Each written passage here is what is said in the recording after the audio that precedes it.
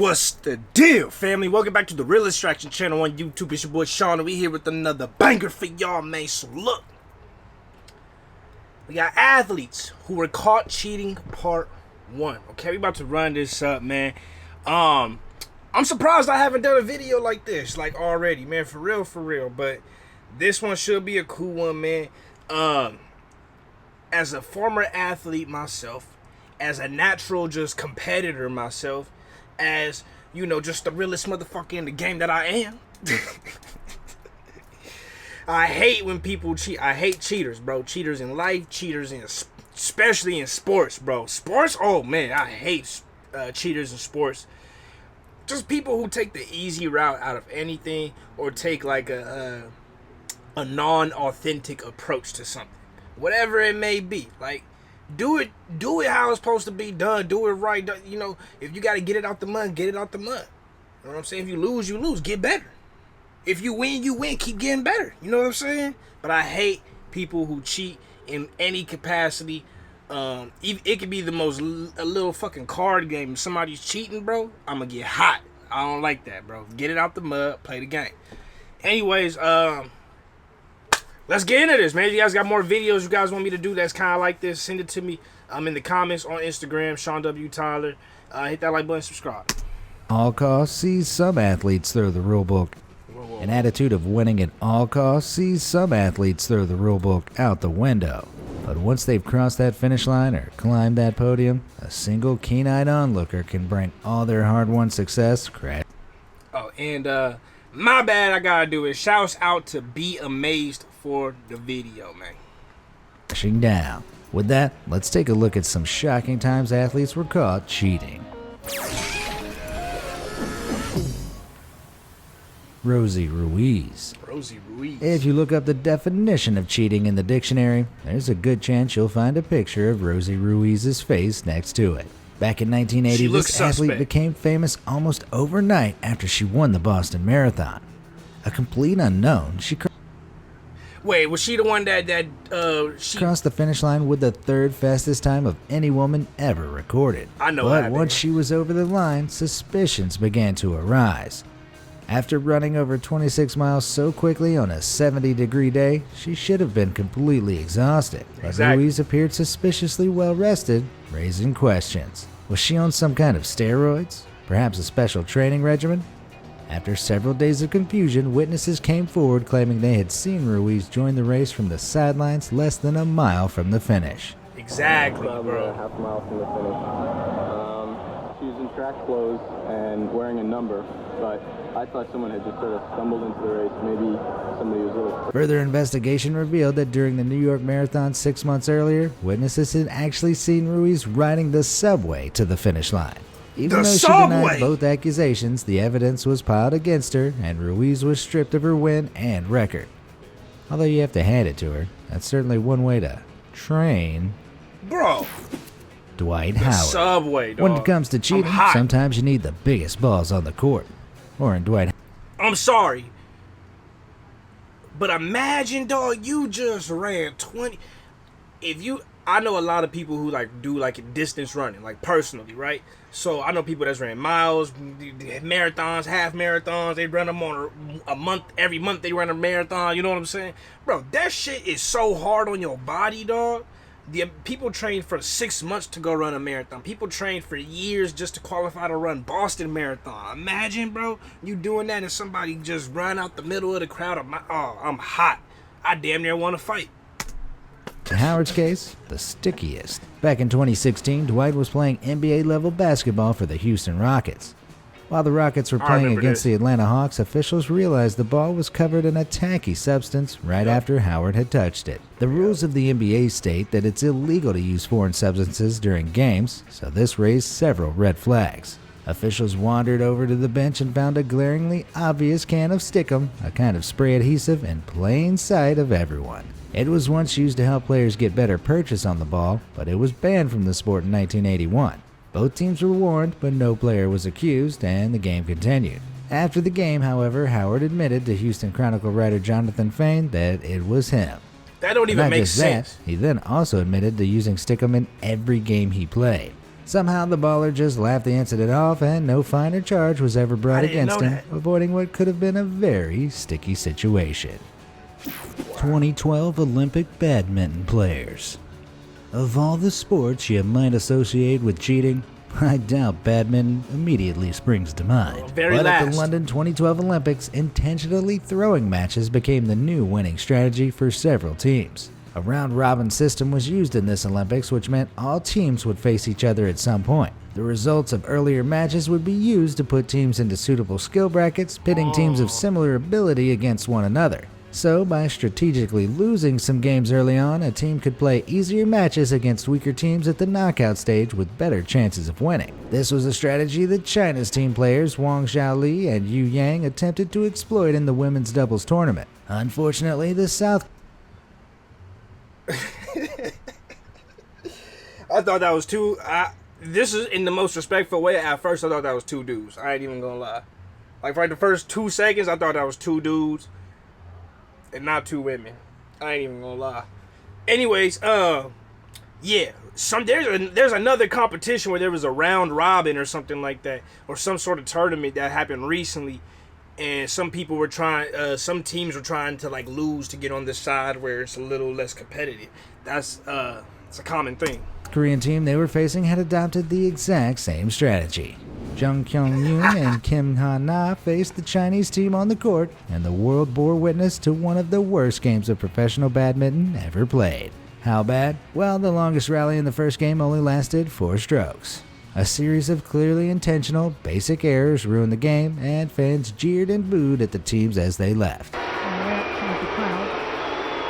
Oh, they booing, boy! Get off the dang field. Get off the court. To make matters worse, another match between a separate South Korean team and Indonesian team suffered the same clash of strategies. Because what they were all attempting was so blatantly obvious, all 4 pairs were formally accused of trying to rig the matches by performing poorly. As punishment, they were disqualified from the rest of the tournament. As they Hopefully, should that'll be. Yep. teach them not to be so shuttlecocky in the future. Play, bro. Spanish Paralympic basketball team. In 2000, the Sydney Paralympics was rocked by a scandal that still has people shaking their heads with shame today. On the Australian Paralympic courts, the Spanish learning disabled basketball team beat Russia in their final match to win gold. But after the games closed, a member of the team, Carlos Ribagorda, confessed something outrageous to the press. The team was supposed to be made up exclusively of players with an IQ of less than 70. But 10 of their 12 players were actually mentally competent athletes with much higher IQs than the maximum. Dog, that's a shame, bro. That's crazy. Dog, cause like kids, bro, they're what kids, right? Kids, people with like potentially like special needs. Right? Like, there are certain just groups you don't mess with, bro. Like, come on, dog. You got these people who I don't really know what having a less than 70 IQ means if you're like, but they're mentally incompetent, bro. So there's something going on there, right? They just don't all have the same type of level of smarts and substance that, you know, a normal person would have, right? Man, come on, dog. That's just sad, bro. Like, what is going on? Apparently, they had all signed up as part of a wider scheme to boost their country's chances of winning. They'd even been provided with fake medical certificates to help them feign disabilities. Worst of all, for 2 years leading up to the Paralympics, they had trained around the world beating disabled athletes. Even with all that exercise, I don't know how they could sleep at night. Shockingly, the mastermind behind the scheme was the president of the Spanish Federation of Sports for the Intellectually Disabled. But he was fined just 5,400 euros after admitting to charges of fraud and embezzlement. Maybe these pieces of work should have competed in the limbo event instead, seeing just how low they can go. Tonya Harding. In 1994, the world of figure skating became a total media circus after drama struck the ice. The day before the U.S. Figure Skating Championships, title holder Nancy Kerrigan was filmed finishing a practice skate in Michigan's Cobo Arena. But just seconds later, she was screaming in pain on the ground after a man with a police baton attacked her. Why?